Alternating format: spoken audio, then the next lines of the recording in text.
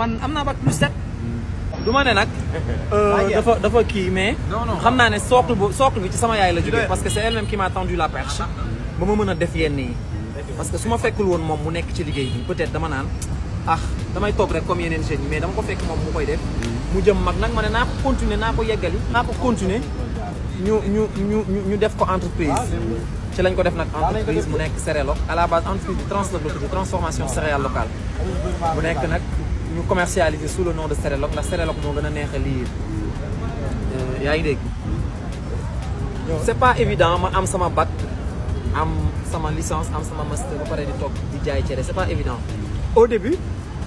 samay parents c'était difficile parce que ñoom sax au début sama papa ci boppam nangu ko woon parce que da doon wax naan mënuma concevoir diplôme yi nga am yëpp nga ne da ngay teg say diplôme ci suuf di entreprendre pour jaay cere ma ne ko non mais loolu dara nekk ci vu que ni mën naa ci yor sama bopp mën naa ci yor samay waajur rek loolu kii la nu mu tudd jàpp naa ne mën naa ko def te mën naa ko continuer te bi ma ko commencé ba tey gisuma ci benn ngaañ. hormis tes parents nit ñi tamit say xarit ak say dëkkandoo nan la ñu doon xoolee. samay xarit moom dañ ma mës a jàppale. waaw parce que man maay nit koo xamante ni au-delà de mes parents permettre ma ñu bari ñu dugg ci sama dund ba. di ma conditionné ci li ma war a def. parce que dama ko bëgg mu nekk passion ma bëgg ko def te dama ko def. te bi ma ko defee dama ci gis njëriñ parce que dama jugoon pour teral sama ndey te dama ko def pour gis ci njëriñ ba di leen teral ndax àdduna dafa am ñaari yu ñuy tëkkale teral sa ndey ak fonk sa ndey boo fonkee sa ndey di nga teral sa ndey mën ngaa teral sa ndey nag te fonkoo ko yàgg teraanga bi du feeñ ndax di teral sa ndey bu nee benn nga ne ko fukk bu nee fukk nga ne ko téeméer di ko sànni loxo di ko jëlu benn non découragé woon naa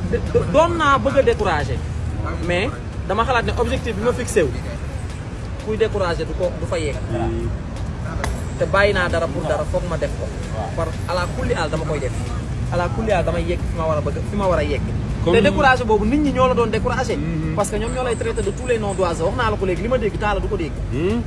parce que Talla jàngeewul Dakar te man Sénégal fii laa jàngee Dakar dama ko daan dégg ci pression école di ko dégg ci fii pression place di ko dégg ci pression familiale di ko dégg ci quartier bi